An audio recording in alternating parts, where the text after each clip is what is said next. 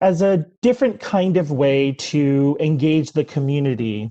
And little did we know what kind of role it would play, particularly as we began the public health emergency and all of the measures that we would be taking as a city government and as a city to make sure that we would keep all of our communities safe.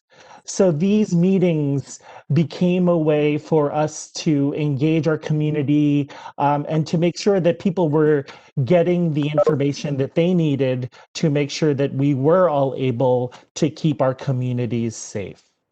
So, it's a particularly, as we head into the holidays, and we head into the end of the year, we wanted to make sure that we were connecting with folks. There are different kinds of concerns and questions that people have as we head into 2021. And so we wanted to make sure that we were in touch with you one more time this calendar year to make ourselves available, to make our colleagues in the city government available for folks at this time. So with that as background, we can turn over and we can share with you the agenda for tonight's meeting. We've had a couple of different sort of iterations of our schedule over the last couple of weeks. And so we've had some last minute adjustments. Some of the news that's been happening, today and this week have kind of shifted our agenda a little bit. Some of you may have been hearing about the vaccinations that have started today. And I think because of some of the fast moving things that have been happening on that front, unfortunately, Tomas Talamonte, who's our Deputy Chief of Staff for the Mayor, is unable to join us. But if you look at the agenda, you'll be able to see the roadmap that we have for tonight's conversation, and that we still have a number of great speakers, people that are directly involved in the work on a number of different fronts in city government. And I'm excited about the conversation that we will all have for you tonight. So again, just to look at the agenda, we'll start out with very brief opening presentations from some of the speakers that I've been mentioning. And you can see them here in front of you now. Our MPD Chief Peter Newsham, Tiffany Thacker, Deputy Director of Business Development with DMPED, Stephen Dudek, who's the Outreach and Education Coordinator at the Office of Tenant Advocate, and Deborah Curtis with DC HealthLink will be able to field questions with us for people that have questions about DC HealthLink. The enrollment period is currently open for folks to make sure that our communities are covered with health insurance. And also from the MPD, we have Lieutenant David Hong, who will also be available to answer questions and answers. So again, we'll have opening presentations, just to be clear, from Chief Newsham, from Tiffany Thacker, and from Stephen Dudek. And then we'll have additional folks from DC HealthLink and from MPD available as resource persons for our questions and answer portion, which you can see will begin right after our opening presentations. So we'll do a Q&A, and then we'll have closing comments, and then we'll adjourn for the evening. So that's kind of the meat of the order for tonight's conversation. So I wanted to be able to share that with you. And a couple of logistical things. You may or may not know this, but tonight we're having this meeting translated into multiple languages. And so we've set up our WebEx technology to accommodate some of our district residents to be able to speak with folks in Chinese as well as in Vietnamese, and I believe Korean as well. And so if I can remind our presenters, to speak a little more slowly than they might otherwise, just to keep that in their minds. That would be really helpful for our interpreters. And yeah, so we will take a leap of faith with our interpretation tonight, along with the other technical issues that a lot of these Zoom and WebEx meetings that we're all doing in this pandemic moment often entail. So yeah, so with that in mind, again, thank you for joining us, and we'll start our presentations. I will turn it over to Police Chief Peter Newsham. We're really glad to have him on board. We got the news that he is going to be departing from us, shortly after we were able to commit to bringing him for tonight's conversation. So we're proud to have worked with him during his tenure here at city government. And so as he begins to leave the city, we wanted to make sure that he was able to join us to give us an update about some of the public safety issues. And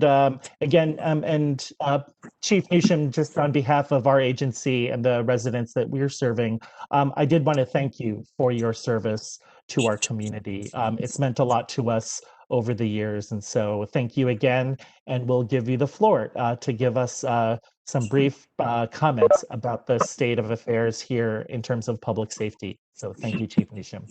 Well, Ben, thank you so much for those kind words. It's very kind of you. And I really looked forward to having this discussion with this group to give you some sense as what we're trying to do with MPD. As you all know, we had a very busy weekend. And to some degree, the events of this past weekend was very unsettling for people who live and work in Washington, D.C. to see people come to our city intent on hurting others. We were fully operational for the event. We did have to make 33 arrests of people who were involved in these types of conflicts. We did have, over the course of the weekend, we had at least 4 churches that had property that was destroyed. We took those cases at the churches that we're investigating them as hate crimes. The reason that I say that is we take hate crimes in the District of Columbia very, very seriously. If anyone is being targeted because of who they are or what they believe, we are going to do everything we possibly can to get to the bottom of it. I know that this community has a couple of cases that Lieutenant Hong is going to talk about in detail during the Q&A if anybody is interested.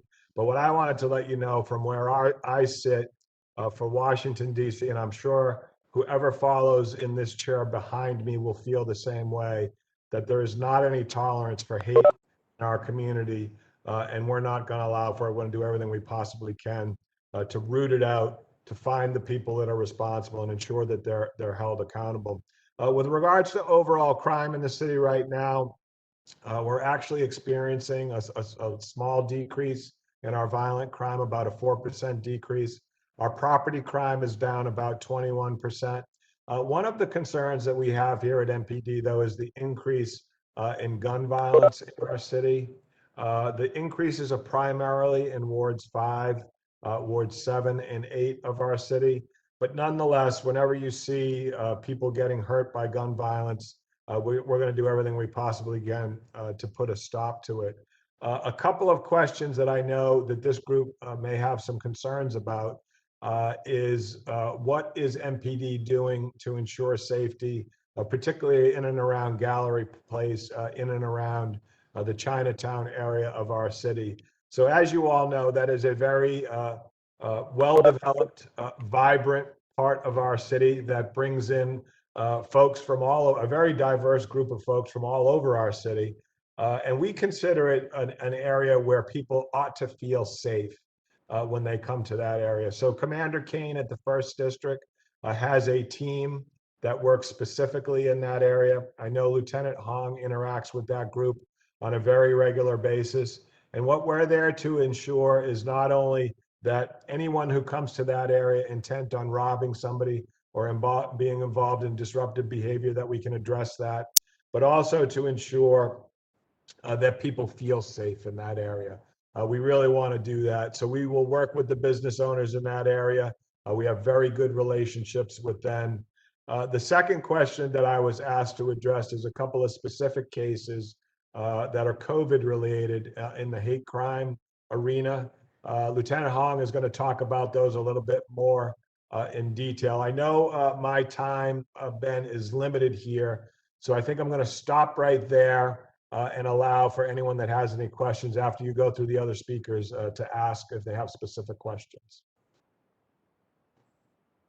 Great. Thank you, Chief Newsham. I know it's important for us to hear about kind of what's been happening in Chinatown. I know that we have met personally with representatives from MPD, with business owners, with residents in Chinatown to address some of the public safety issues that people have been reporting. I know that there are people who have those questions, and we'll look forward to addressing some of those tonight. I also appreciate your referencing some of the incidents that we've been tracking related to COVID-19. Unfortunately, the rhetoric around coronavirus and its alleged, its relationship to the Asian community has been inappropriate, inaccurate, but has had, devastating effects on our community at times. I know that my staff have been, affected by this. And so, it's important that we hear words like yours that, intolerance does not have a place in our community. So I think you might have been muted a little bit. I didn't know if you wanted to say something additionally.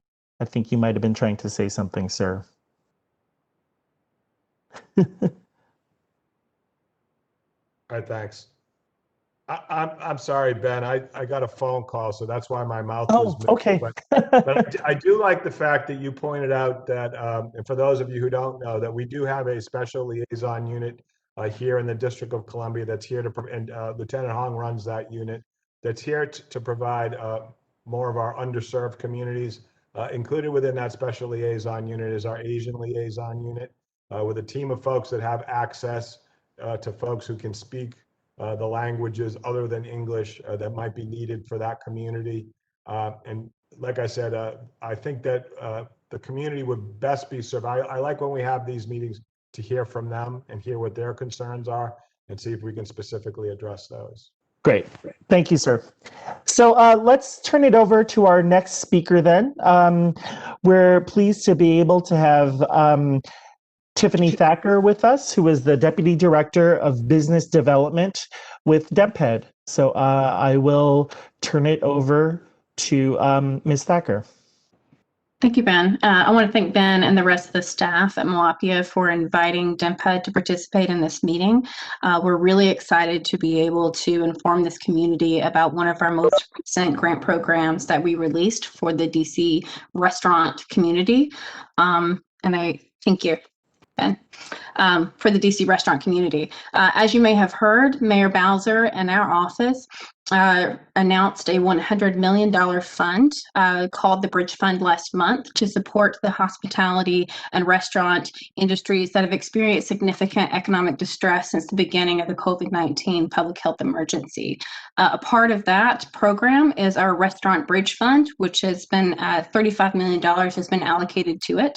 The types of businesses that are eligible to apply for this fund include restaurants, which is full service, limited service, and fast food restaurants, bars and taverns, wineries, breweries, and distilleries with tavern licenses, bakeries, cafes, coffee shops, caterers, vending trucks, food trucks, as well as food courts and cafeterias.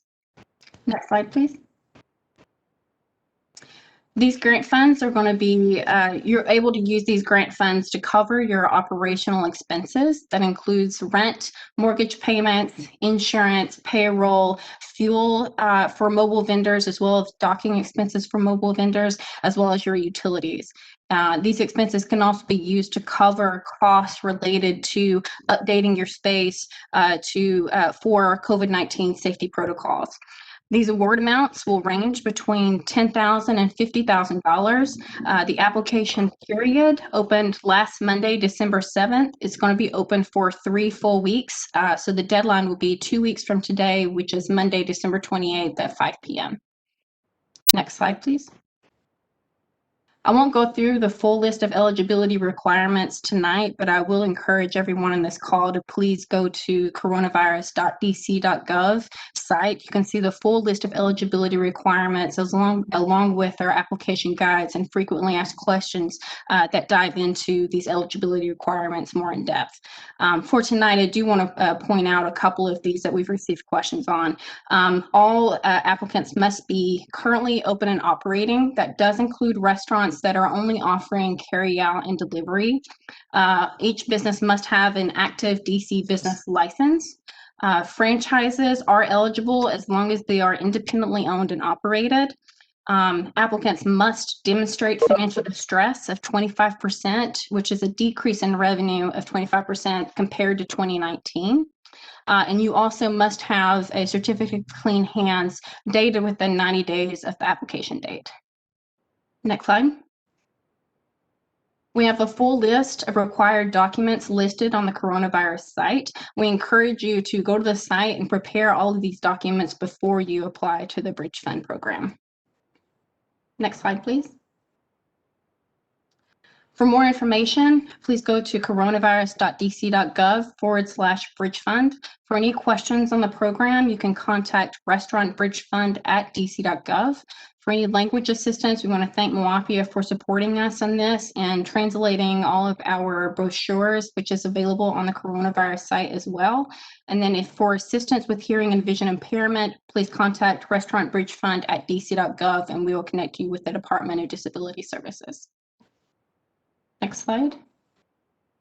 Again, you can apply today. The deadline is Monday, December 28th at 5 p.m. And you can find the application at coronavirus.dc.gov/Bridge Fund. And then before I close out, I also want to make sure if there are any retailers on the call, we also released a new program today, which is for retailers. It's the Retail Bridge Fund. You can find that information on the same website. Thank you, Ben. Great, thank you. Thank you, Tiffany. A couple of kind of initial reactions. One is we're grateful for the partnership with DMPED and to be able to work with you all about the Bridge Fund. I know that my staff have been hard at work talking to some of our restaurateurs and our business owners to make sure that they're, that they have their paperwork in order as they talk to folks about the Bridge Fund. Our community is disproportionately represented in the small business arena. So opportunities like this are of particular concern and are of particular importance to our community. So we're grateful that that these opportunities are out there and that our staff are able to talk to folks about it to make sure that everybody who's eligible is able to apply. So thank you for that.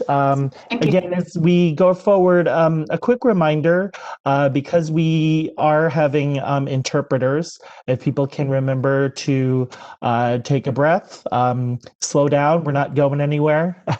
So we have a full hour with our folks. And so, so just a reminder to be mindful of the interpreters that are with us. And for folks who are participating, who are listening in on the call, you can use the Q&A function or the chat box to ask questions as well. We do have a couple of questions that have been submitted in advance that we will use as well, but we want to make sure that we're responsive to the people who are online with us tonight. So that said, thank you again, Tiffany, and we will turn it over to our next speaker. Stephen Dudek is the Outreach and Education Coordinator for the Office of the Tenant Advocate, and we're grateful for their office. They actually were proactive in reaching out to us and talking to us about the services that they provide. And knowing that this is a need that's out there in our community, we're very interested in working with them to make sure that they were able to join us for this forum and to be able to talk about their programs and how folks who are online tonight can take advantage of the services that they're providing. So with that said, I will turn it over to Stephen. Thank you. Great. Thank you, Ben, and thank you for you and your team for inviting me. So I'll make sure I go slow but fast as well. So the OTA, many people still may not be aware what the OTA is. The OTA is the Office of Tenant Advocate, and we have 4 major branches within our agency. Our primary branch is our legal branch, where we provide free legal advice to any tenant that lives in a district. So if you're a tenant, no matter what income that you have, you can contact the hotline number, which is on the screen, and I'll put it on the chat when I'm done with my presentation, or you can reach us on our website and email us directly. We are well known in the community to respond accordingly and inform you of your rights. So even if it's a question on what should I do, please give us a call. We'd happy to help you and inform you on what your rights are. Our second branch is our legislative branch, where we work with the DC Council to enact statutes in favor of the tenant community. For example, the eviction moratorium is probably the strongest in the country, where you cannot be evicted from your unit during the public health emergency and 60 days after the public health emergency ends. Next slide, please. The other 2 branches is the emergency housing branch, where we actually provide a 14-day stay in a hotel if a fire renders your unit uninhabitable, or a government agency, such as the Department of Consumer and Regulatory Affairs, closes your unit, okay? If a fire renders your unit uninhabitable, the Red Cross is usually on site, and they will provide you the information to get in contact with our emergency housing team. And so it's a great program. It's one of the unique programs that the DC government offers, and it's a great way for tenants to be able to get a breather and choose and plan their next steps, especially if a fire renders their unit uninhabitable. And we are, I would say, in the fire season, especially with the holidays, with all the holiday decorations. So it's important to make sure that you are safe in your home, and with the colder weather, that your heaters don't have anything around to cause a fire, because we don't want anyone to lose their housing so close to the holidays. And then last is education outreach, where we go out into the community, or now virtually, and give presentations. We give presentations on your rights as a tenant before the pandemic happens, and how the pandemic has affected your tenancy, and we're always more than welcome to give such presentations. So you can contact the hotline and ask to speak to me, or who would be replacing me. Unfortunately, I am leaving the OTA. My last day is on Friday. I'm going to the Office of People's Counsel, and I know my team is working diligently to replace me and still honor our commitments to the public. Next slide, please. And the last thing I just want to quickly cover is how the public health emergency has impacted tenants. The first thing to know is, again, there is an eviction moratorium, and a landlord cannot evict a tenant during the public health emergency and 60 days. When I talk about the public health emergency, I'm talking about March 11th to December 31st, 2020.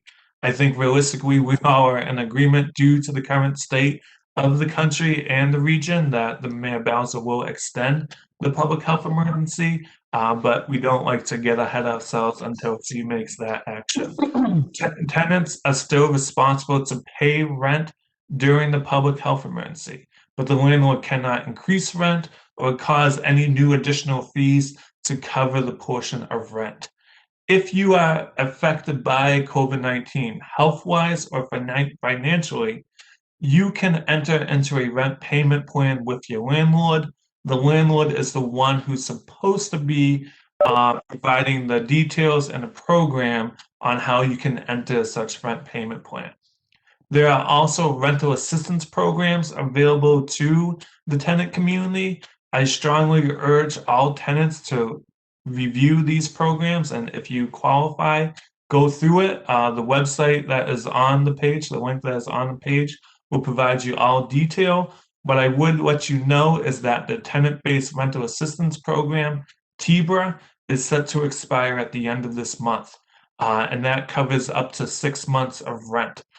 So if you're still interested, please contact LEDC or reach out to us and we can put you in contact with LEDC. And the last one I just want to mention, similar to how you can enter into a rent payment plan with your landlord, you can enter into a utility payment plan with your utility providers. And they cannot and should not disconnect the services during the public health emergency and 15 days thereafter. So a lot of information. Feel free to visit our website, and I'll put our hotline number in the chat box. And thank you for giving me the time to present. Great. Thank you so much. We're glad that you're on board with us tonight. Thank you for all of the important information. I think it's important that people have the right information, because I think there's a lot of, stuff that's out there that people are, not putting the right facts out there. So thank you. So as we get ready to head into our question and answer phase, then I wanted to invite all of our folks who are here to be able to respond to some of our questions. Let me turn it over to James, our Public Information Officer, and he can talk to us about some of the protocols about how to communicate using the WebEx format. James? Hello, everyone. My name is James, and I am the Public Information Officer for MOAPIA. And before we start the Q&A session, I just want to go over some important information. First, as the attendees noticed, you are all on mute, so you will not be able to speak during this meeting, even during the Q&A session. However, you can ask questions by clicking on the chat box. The chat box is where you will enter your questions, and our moderator, Director Ben Guzman, will ask the appropriate questions to the appropriate panelist. So take some time. When you look at your screen, at the bottom right corner, you will see the chat icon. This is the icon that allows you to pose your question. Click on the chat icon, type your question in the chat box, and click send. Also, I want to emphasize one more time that our meeting is being offered interpretation in Mandarin and Vietnamese. So for those who need interpretation, here is the number to dial in. I've put that information in our chat box as well. And for those who are listening to the interpreters, we do have staff listening in too as well. So if you do have a question, please politely ask our staff, and our staff will relay the questions to us. Other than that, Ben, I'll put it back to you. Great. Thank you, James. So I also wanted to make reference to our resource people who are available for our question and answer section as well. So with us from DC HealthLink is Deborah Curtis, and with us also from the Metropolitan Police Department is Lieutenant David Hong. With respect to DC HealthLink, we're really glad actually that they're able to join us tonight, because I think there's a lot of timely and important information that's important to make sure that folks have at their fingertips tonight. So obviously, HealthLink is an organization, is an agency that we've worked with very closely over the years. We wanted to make sure that all of our district residents are able to get healthcare coverage. HealthLink has taken steps to remove barriers and to extend enrollment access to every district resident, which is so important during this time.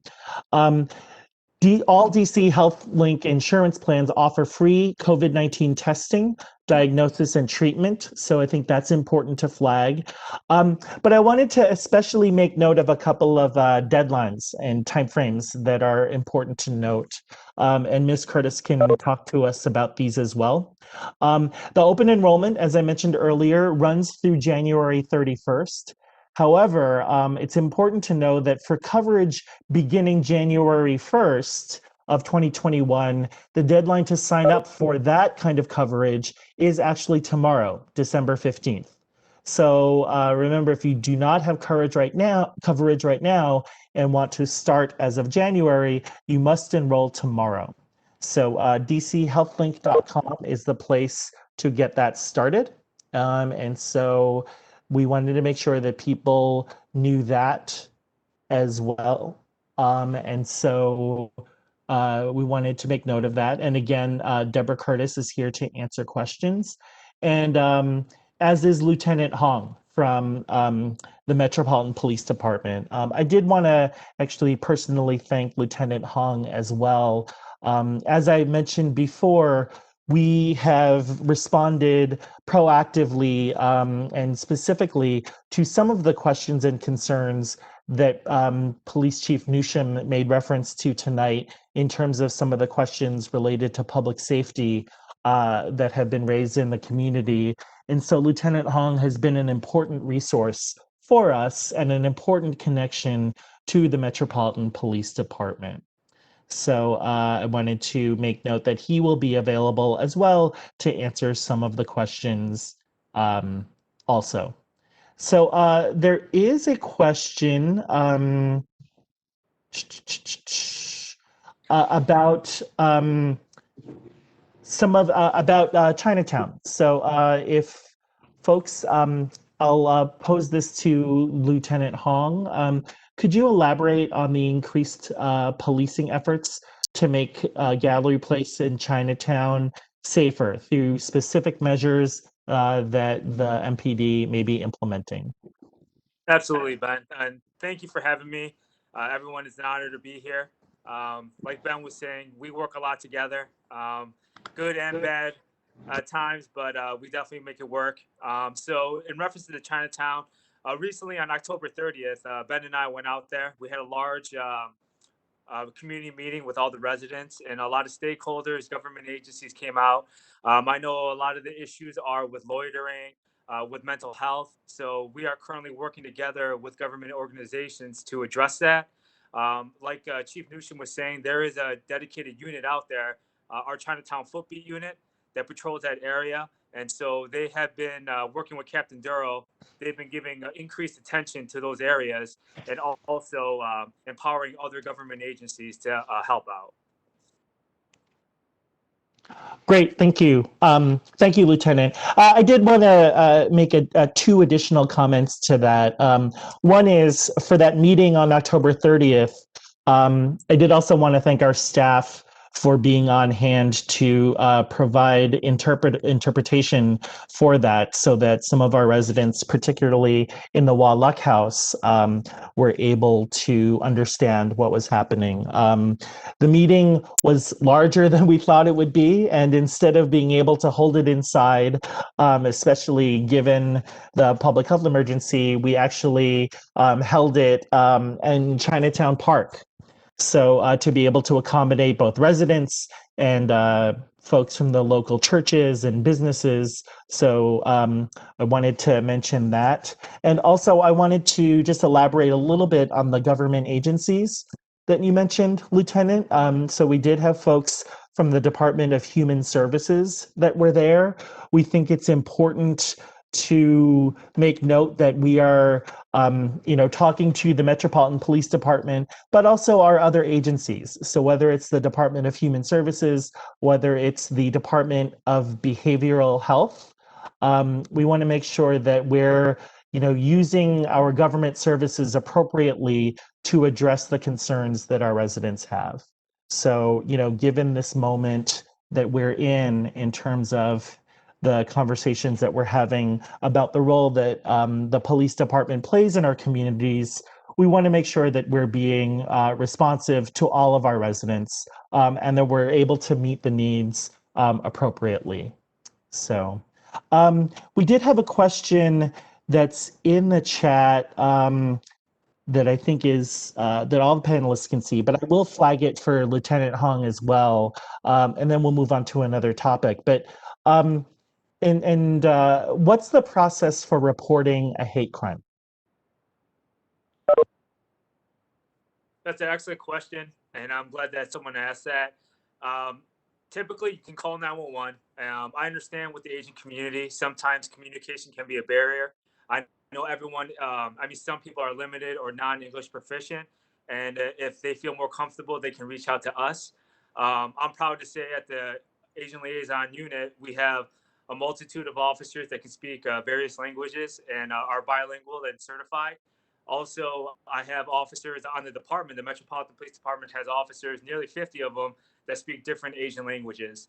So to answer your question, simply calling 911 is the answer, but understanding the culture and the situation dealing with the Asian communities, if you feel more comfortable, we'll make sure to get the SLB's Asian Liaison Unit's information to you so you can call us directly. Great, thank you. As I mentioned before, our office has also been tracking some of the incidents that have been related to, I think the question was asked about hate crimes because of some of this rhetoric that we've been discussing, placing inappropriate blame on a particular community for COVID-19 and so forth, and the brunt that the Asian community has had as a result of that. So, we did have our first assault related to COVID-19. I don't know if you want to mention that at all. Yeah, absolutely. I'm not sure if everybody's seen it, but recently it was on the media. We had a tea shop owner that was assaulted due to hate bias statements that were made by the suspect. The Metropolitan Police Department is actively investigating the matter as we speak. But like Chief Newsham says, we don't take those things lightly. All hate bias incidents and crimes are taken very seriously, and we implore all the community to make sure to report these things to us so we can properly address it and ensure that it doesn't happen again. Great, thank you. Let's see. So we have a couple of questions for Tiffany. Let's see. Is there a requirement of the Bridge Fund on how to spend the money and time limits on spending? Yes, all of the grant funds will need to be spent, I believe, by March. But after you submit your application, you'll find more details on the timeline of when you need to spend the funds. But it is in the future, and it will not be reimbursable in the past. Okay. And we do have a question about kind of specific timelines. And so is there an expected timeline and method for fund disbursement? And when can folks expect to receive notification? Yep, we plan to start sending out notifications in mid-January, and most likely will continue through the end of February. Great, thank you. Okay, we do have other questions, so I'm gonna kind of go back and forth between our different resource persons and panelists. Ms. Curtis, this question is for you and for HealthLink. I'm currently unemployed but received a lump sum of money because of unemployment benefits. How will that affect my benefits application? Yeah, Ben, this is Debbie, and happy to try. I actually think that might be a question about unemployment benefits. Not sure that that's a question about health insurance benefits. So I don't know if the person who asked that question might want to clarify so that in the chat room, so I don't give an answer that is completely what they want to hear. Okay. But as with regard to getting financial help in applying for health insurance, it is dependent upon your annual income. And so, if your annual income is such and your projected income is such that you do not believe, you project what your income will be, you can qualify for financial help through DC HealthLink. And if your income is projected to be low enough, you can be found eligible for Medicaid as well. Great. So can you talk a little bit more? There's a question in the chat box also.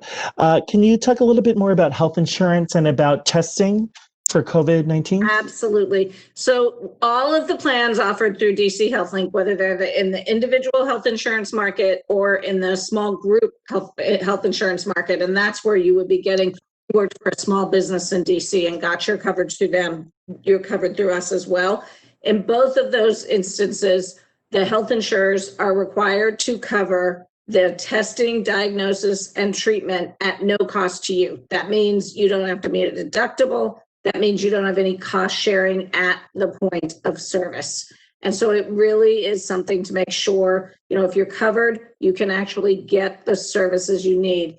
The other thing I think it's really important for people to understand, and Ben, you did a really good job describing how we're in open enrollment and the deadlines, but also recognize if you are worried about COVID-19 and you want to get covered quickly, we have a path where you say you need coverage now because of COVID-19, and we will let you either get coverage back to the beginning of the month in which you applied. So if you applied today, your coverage could go backward to December 1st or start on January 1st. And that's just an extra protection we want to be sure DC residents have, so that if you need immediate coverage at this very critical time where having health insurance is more important than ever, you are able to get that coverage right away.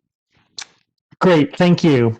I know that people at the testing sites have begun to ask folks for proof of insurance. And so people have been asking questions about the relationship. And so I wanted to make sure that, you know, that we were able to talk about that from your perspective as well. So thank you. Let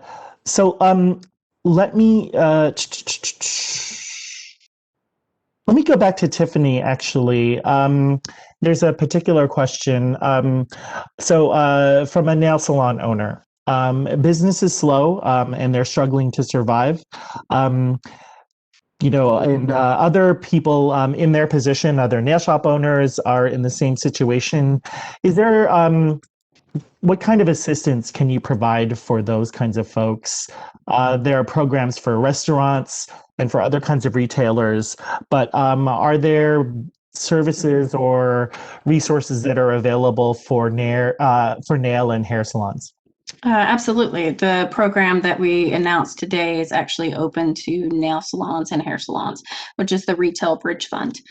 You'll have until January 8th to apply for that fund, but it includes some of your non-traditional retail establishments like salons, massage establishments, art galleries, fitness studios. There's a full extensive list of eligible business types on the coronavirus.dc.gov site if anyone would like to check that out.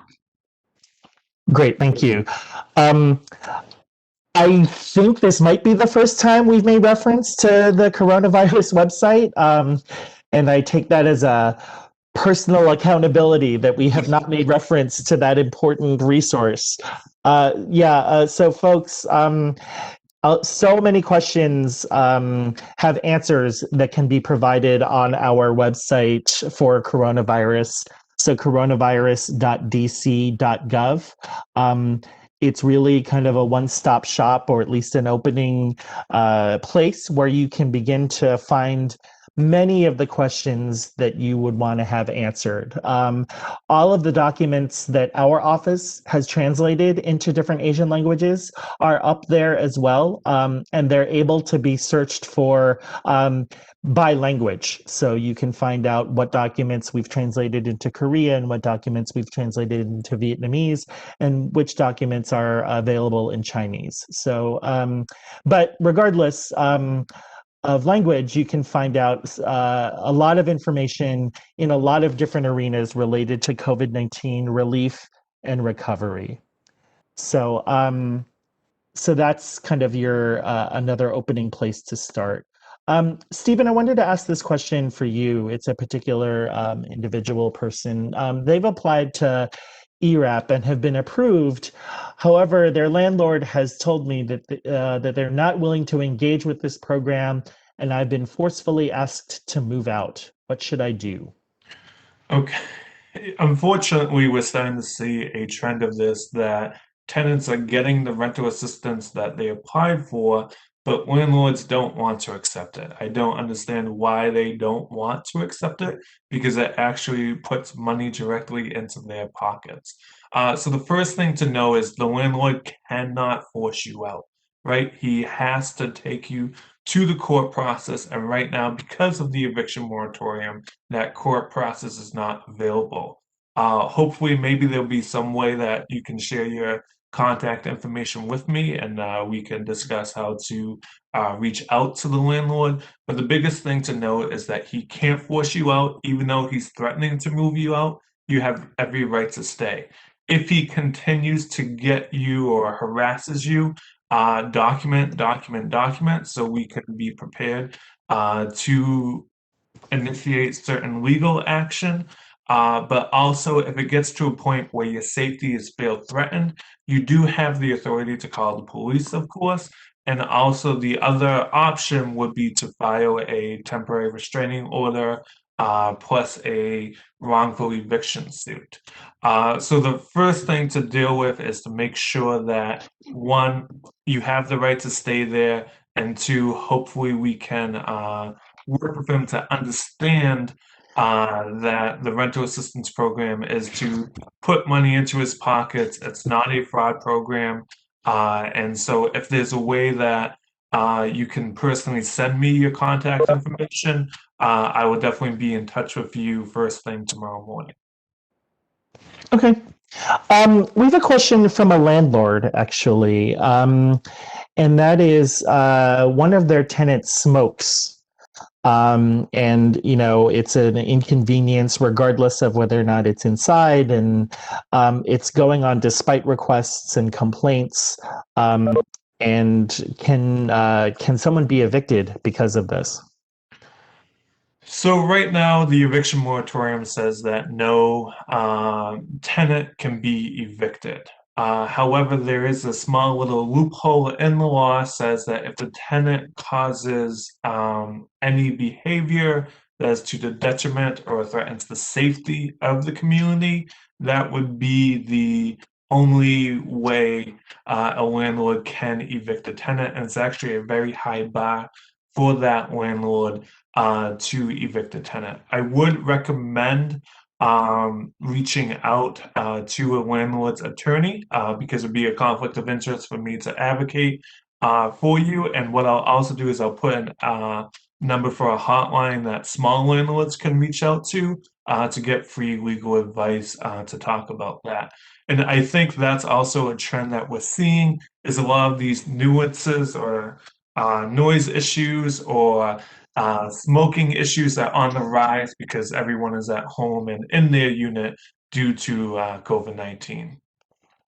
Yeah, I think everything has just been ratcheted up, right, in terms of everything being fraught right now. So, we appreciate if there's a phone number or a resource that you can drop into the chat, that'd be helpful, or send it to us and we can make sure that we'll be doing some follow-up with folks as well. So, because, again, I think we've been receiving inquiries both from tenants as well as landlords. And so, as we've been trying to get the information out there, again, particularly in this fraught moment, we want to make sure that that everybody has the information that they need. So thank you, Stephen. We're coming up on the hour. And so, just as a closer, I did want to kind of begin to close up for us.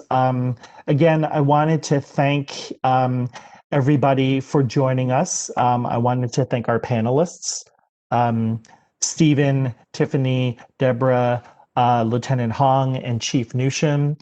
Being able to take time from your schedules to help answer questions from our residents, I think is important, especially right now, as this moment we're in this kind of transitional moment, right? I think in terms of not just the calendar year, but so many different things are kind of turning the page. And so I wanted to thank you for joining us. I wanted to thank our staff for putting all of this together. Again, when we first thought about doing this, it was a very completely different moment. And so we've had to make a lot of adjustments. So I think we wanted to I did want to thank my staff. I know we have a lot more questions. And so I think we will try to figure out, a way to make sure that, whether we share them with folks, share some information with folks and follow up afterwards. I just wanted to make sure that we did have time for an appropriate closing. So I think, so we will take some of the questions that we've gotten that we haven't been able to get to. We'll provide some of the additional resources that have been discussed on tonight's call. And as we do follow up with our participants, we'll make sure that we get information out there. And so, again, on behalf of our office, I wanted to thank everybody for joining us. It's the holiday season. And so I did want to make sure that, in some ways, we're not quite sure how we're spending the holidays, right? We're trying to be with our families, but there's different, some of us are not able to spend time with our families. And so we wanted to honor the different ways that different kinds of challenges have been placed in our communities, especially for those of us who value time with our families a lot. And so, we want to make sure that the information that is out there is able to be shared with our community. So again, I wanted to close by thanking all of our participants for joining us. We've had a pretty good turnout in terms of our participants. And so I wanted to thank everyone for joining us. And so again, we weren't able to get to all of our questions, but we'll make sure that we're able to get as much information out there as possible. But I did want to make sure that we're respecting everybody's time. It is the holiday season, so I wanted to make sure that people were able to get out there and celebrate the holidays in the best way that we're able to, given everything that is with us right now.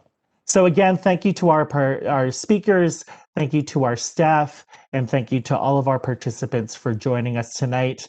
Happy holidays and be safe and good night. So thank you, everybody.